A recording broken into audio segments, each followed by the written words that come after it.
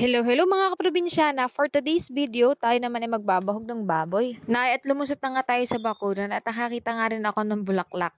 At aking kainilagay sa aking tenga, iya at tapos ay nagpakwit pa. Lakad-laan tayo ng lakad mga kaprobinsyana hanggang sa tayo makapunta nga doon sa maliit na ating piggery. Iya ay panay na panay ang lakad na naman ni kaprobinsyana ay o pagkalayo din naman nga ng lakad ay o. At pagkatapos nga ay nakita namin si tita po nagpapaligo na ng baboy. Ay dinadiin na nga po kami sa munting aming kulungan ng aming mga baboy. At kung makikita nyo nga, iyan si Nini at yan nga pala ay buntis.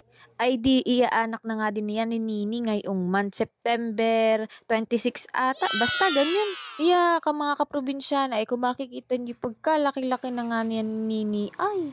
Oh, ayan may extra pa nga isa ay. Iya rin naman ay putiking-putikin. E di pagkatapos nga niyan mga kaprobinsyana ay kumuha nga ako ng tubig doon sa drum. At akin nga niliguan aring 3 amukal sa putik. Talaga naman, ay hindi pala putik, pupo pala nila iyon. Talaga ka naman kaprobinsyana.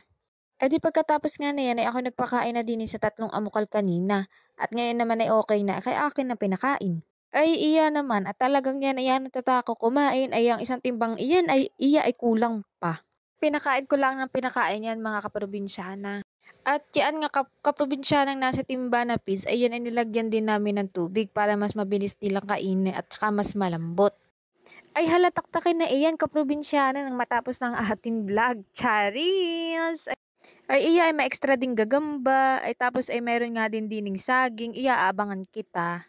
At pagkatapos nga namin mga kaprobinsyanang magbahog, ay nagtanim-taniman din kami din ng gulay na talbos ng kamote. At di para naman ay pag ito ay tumagal-tagal, di kami may magugulay.